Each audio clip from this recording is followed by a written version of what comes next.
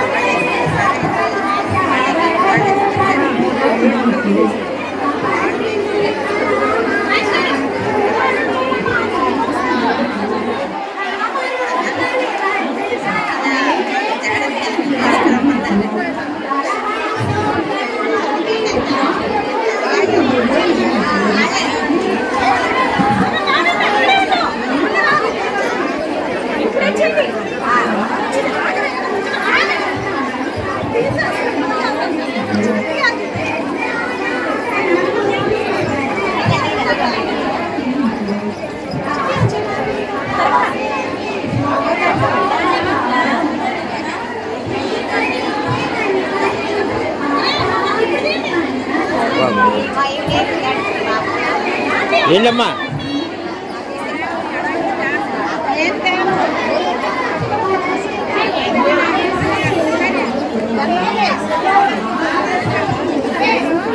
తీసాడికి ఇచ్చేసి మరి కూర్చుంటే కంగారు పడతాడు.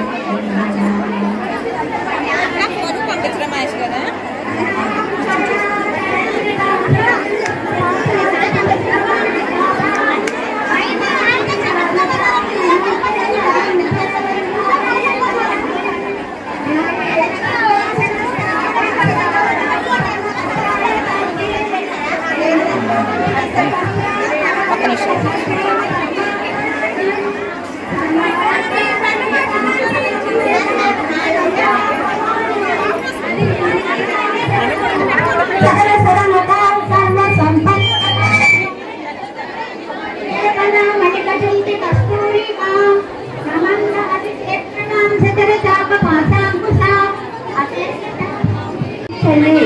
లలిత శాస్త్రం పారాయణ చేయండి.